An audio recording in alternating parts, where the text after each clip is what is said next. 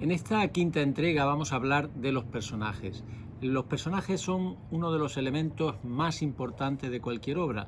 Nosotros conocemos las grandes novelas por los personajes, Raskolnikov en Crimen y Castigo, Joseph K., por ejemplo, en la obra de Kafka, y el propio Cervantes, Don Quijote de la Mancha. Quiero decir que la construcción de un personaje, el crear un gran personaje, es determinante.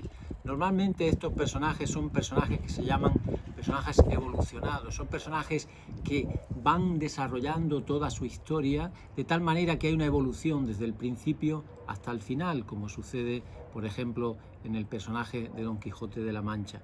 Son personajes, tienen que ser personajes con una gran fuerza, con una gran fortaleza, no como aquellos personajes decimonónicos que realmente lo que representaban era estereotipos, como por ejemplo muchas de las obras de Galdós. Doña Perfecta es el caso más significativo, más sintomático, o por ejemplo Pepita Jiménez, ¿no?, de la novela de Juan Valera. Quiero decir que durante el siglo XX esto se ha generado a lo largo de este tiempo una interpretación del personaje que debe ir mucho más allá.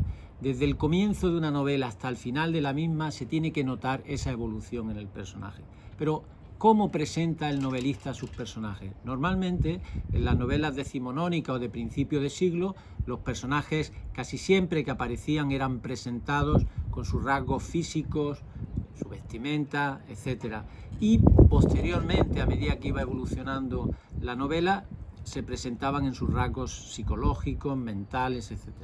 A lo largo del siglo XX todo esto ha cambiado fundamentalmente y hoy día la tendencia es a no describir absolutamente nada o hacerlo simplemente con unos trazos muy breves. Es el personaje el que se tiene que construir a sí mismo.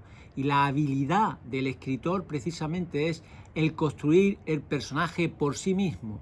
No diciendo qué carácter tiene o cómo es o deja de ser, sino mostrándolo en la obra cómo es ese personaje. De esta manera alcanzaremos pues un perfil importante, porque al final siempre o casi siempre las grandes obras son recordadas porque tienen unos grandes personajes que han sido construidos para ellas.